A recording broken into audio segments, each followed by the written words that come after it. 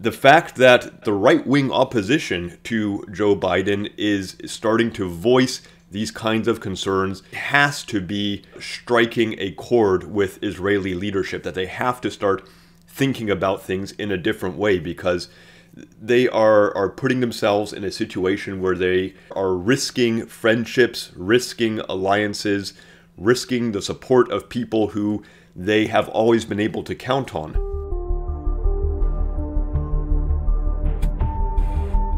I'm going to start here by reading from these couple of parables that Jesus tells in Luke chapter 14. This is verses 28 through 33. He says, "Suppose one of you wants to build a tower. Won't you first sit down and estimate the cost to see if you have enough money to complete it? For if you lay the foundation and are not able to finish it, every one who sees it will ridicule you, saying, 'This person began to build and wasn't able to finish.' Or suppose a king is about to go to war against another king. Won't he first sit down and consider whether he is able with 10,000 men to oppose the one coming against him with 20,000? If he is not able, he will send a delegation while the other is still a long way off, and will ask for terms of peace. In the same way, those of you who do not give up everything you have cannot be my disciples." It must have been just fascinating for people to listen to Jesus. He spoke with so much wisdom and knowledge. He was a great storyteller. He spoke with authority. He lived this perfect life and spoke so many sayings and sermons describing how one might follow after him, living the kind of life that God expected people to live. And he made it fun and interesting. Now, these are two really good parables that can be applied to the topic that I'm going to be talking about, but I mostly was drawn to that second one about the king preparing for war, or deciding if he should prepare for war. It's something that the listeners, Jesus' listeners, would have been familiar with. Their land had seen a lot of conflict right up into their very day. There continued to be conflicts, even among different Roman client rulers and states. There were sometimes all-out war between one client king and another. And they certainly knew of instances like what Jesus was talking about. And in our days today, we certainly have instances of this, of countries going to war, often foolishly, often without really thinking through the benefits of war versus peace. What would be the benefit of continuing a war or starting a war versus compromise, versus giving something up to have a peaceful resolution before it comes to fighting? And then, of course, Jesus relates this all to the concept of discipleship, of giving up what is important to you to be Jesus' disciple, to be an obedient follower of Jesus' commandments, to live a life that is acceptable and pleasing to God. I'm going to read here from this article from Politico titled, "Trump Warns Israel That It's Losing a Lot of Support." Former President Donald Trump said Israel has to finish up the war in Gaza in a Monday interview with an Israeli news outlet, adding that the country has to be very careful because it is losing a lot of support. So this is making news because Trump was during his presidency and has continued to be a very strong, hawkish supporter of Israel. He has very much done the will of American evangelicals and Israeli hawkish politicians in forwarding whatever agenda they found important. He was a big supporter of pulling the United States out of the so-called Iran deal, and of course recognizing Jerusalem as the capital of Israel.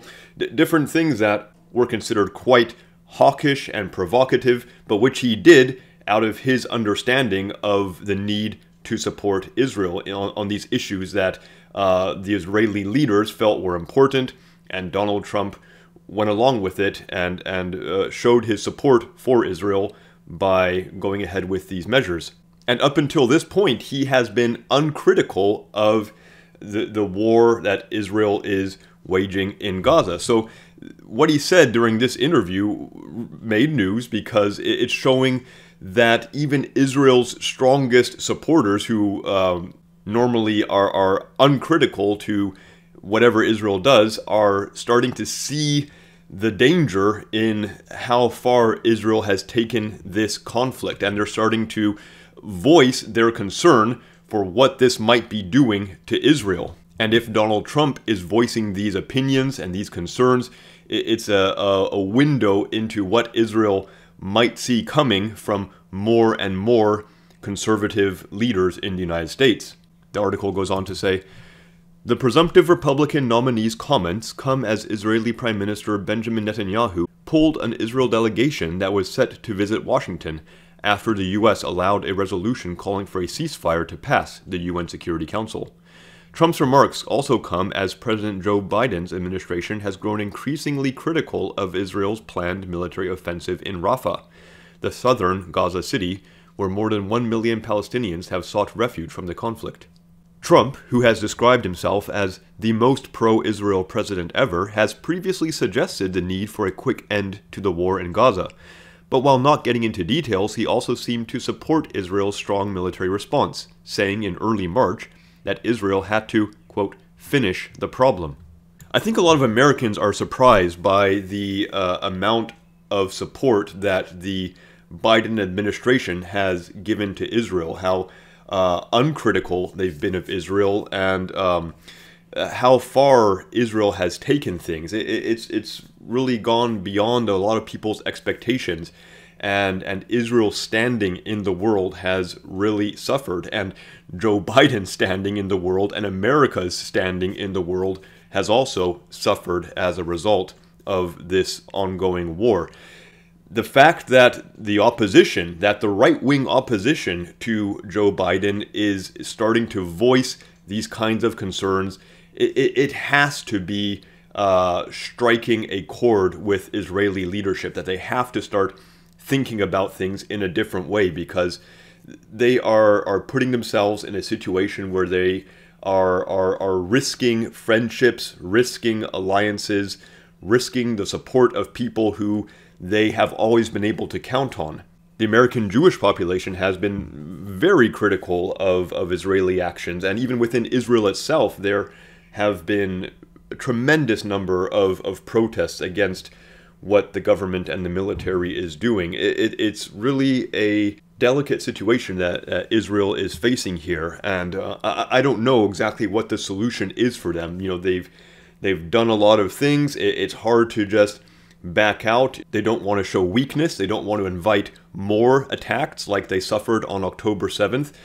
It's a tough situation. How do they respond? How can they change course? How can they try to fix things? How can they improve their standing and their security? It's a very tough situation. And like that parable told in Luke points out, these things need to be thought out and decided before going to war. That's the time to make these kinds of calculations and decisions, because once things have gotten started, it's a whole lot harder to figure things out on the go. I'm going to leave it there for now. Please leave a comment below. Tell me what you think about all this, and I look forward to talking to you again later. Bye for now.